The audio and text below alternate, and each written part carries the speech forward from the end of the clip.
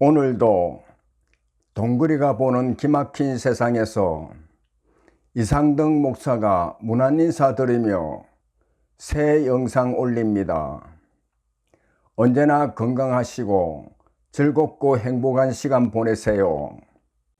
안녕하십니까? 오늘은 서리가 알곡을 만듭니다 라는 제목으로 함께 생각해 보겠습니다. 역사가 토인비의 말입니다. 고대 마야는 기원전부터 중앙아메리카를 중심으로 번창했습니다. 웅장하고 화려한 건물, 고도로 발달한 수학, 천문학 등 찬란한 문명을 이루며 살았습니다. 그런데 이런 찬란한 문명이 500년경에 갑자기 사라지고 말았습니다. 거대한 문명이 사라진 이유가 무엇인지 알 수 없어 학자들이 연구하기 시작했습니다. 오랜 가뭄으로 인한 것도 아니며 지구온난화 때문도 아니고 화전민이 늘어나 산림이 파괴된 것도 멸망의 원인이 아니었습니다.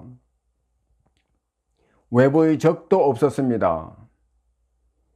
그 이유가 밝혀졌습니다. 아무런 실현도 없이 안락하게만 살다가 스스로 타락에 없어졌다는 것입니다.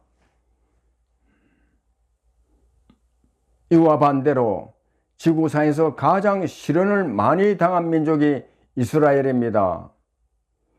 이스라엘은 70년 7월 9일 로마에 의해 나라를 잃었고 1948년 5월 14일 무려 1878년 만에 나라를 다시 세웠습니다. 나라 없이 떠돌아다니던 유대인들을 반기는 곳은 세계 어디에도 없었습니다. 미국이 그래도 그들을 받아주었습니다. 그러나 매년 강물이 넘쳐서 범람하는 허드슨 강변에 거주하도록 허락했습니다. 유대인들은 그곳에 강물이 넘치지 못하게 뚝을 쌓고 옹벽을 쳤습니다. 그런데 유대인들은 최악의 땅인 그곳을 세계 최고의 땅으로 만들어 놓았습니다. 오늘날 그곳은 세계 금융의 중심지가 되고 있습니다. 세계 인구의 0.2%밖에 안 되는 민족이 고난을 통해 더 강해지고 많은 업적을 이루어 놓았습니다. 유대인들은 노벨상 수상자의 약 25%를 차지하고 있으며 전 세계 돈의 3분의 1을 가지고 있다는 소문도 있습니다. 미국의 경우 유대인들이 경제와 언론을 장악하고 있고 중고등학교 교사 50%와 변호사 중 약 20%를 차지하고 있습니다. 유대인들이 실현에 도전하고 연단을 통해 더욱 강한 민족으로 살아갈 수 있는 것은 무엇 때문일까요? 그 이유는 여호와 하나님을 믿고 말씀 중심으로 살고 있기 때문입니다.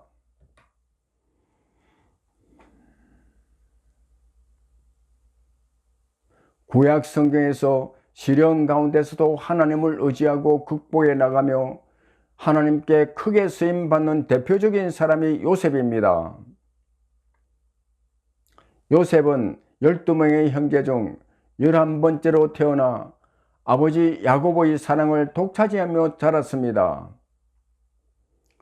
요셉이 17세가 돼 형들과 양을 칠 때 형들이 잘못한 일이 있으면 아버지에게 고자질이나 하고 부모와 형제들이 자신에게 절하더라고 꿈을 자랑할 뿐만 아니라 아버지는 요셉에게만 그 당시 입기 어려운 값비싼 채색 옷을 입히니 형들이 요셉을 시기하고 미워했습니다.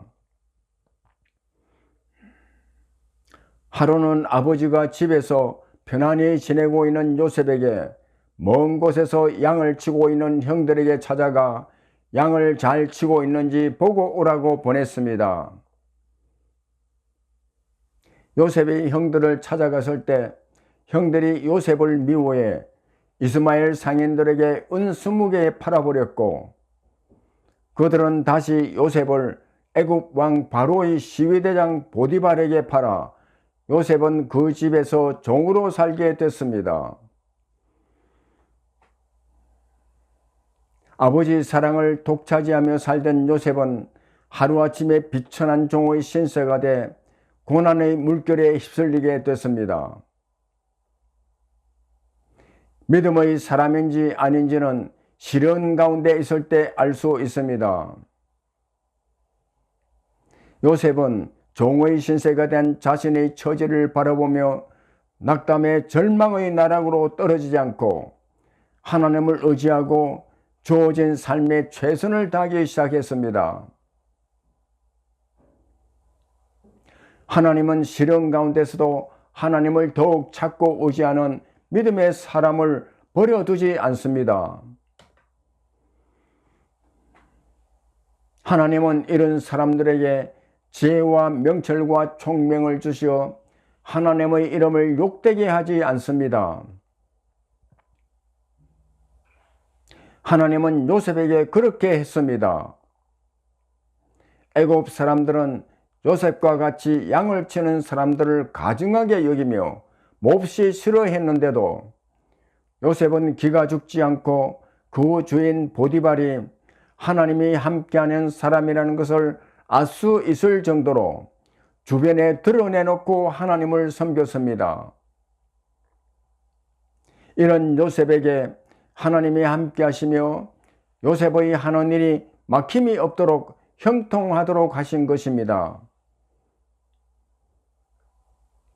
요셉은 그 주인이 여호와께서 요셉과 함께 하시고 범사에 형통케 하는 것을 눈으로 보았다고 말할 정도로 요셉은 하는 일마다 여호와 하나님을 의지하고 믿음으로 했다는 것을 알 수 있습니다. 한번 시련의 늪에 빠지면 그 시련은 더 힘든 시련으로 몰아갑니다. 요셉이 그랬습니다. 요셉은 보디발의 가정총무가 돼 이제는 고생길에서 벗어날 수 있는가 했는데 보디발의 아내의 유혹을 하나님의 이름으로 뿌리치자 그녀를 겁탈했다는 누명을 쓰고 감옥에 갇히게 되는 더 큰 시련 속에 빠지게 됐습니다. 이런 때 세상 사람들은 절망의 늪으로 빠져들게 되지만 믿음의 사람은 하나님을 의지하고 더 단단한 믿음의 사람으로 다시 일어설 수 있습니다. 그래서 요셉은 결국에는 애굽을 다스리는 총리가 돼 애굽을 살리고 주변 나라들을 살리고 가족을 살려 하나님의 뜻에 따라 한 민족을 이루게 하는 큰 역사를 이룰 수 있었습니다. 서리가 알곡을 만듭니다. 하나님은 사랑하는 믿음의 자녀들이 안락을 추구하며 무기력하게 살다가 죽는 것을 원하지 않습니다. 고통스럽고 힘든 시련 가운데서도 믿음으로 도전하고 연단되어 세상을 이기며 다스리며 하나님의 영광을 드러내며 살기를 원하십니다. 그래서 시편 18편 29절에서 믿음의 사람 다윗은 적군 속에서도 하나님을 의지하고 도전하며 달린다고 이렇게 고백하고 있습니다. 내가 주를 의뢰하고 적군을 향해 달리며 내 하나님을 의지하고 담을 뛰어넘나이다. 감사합니다.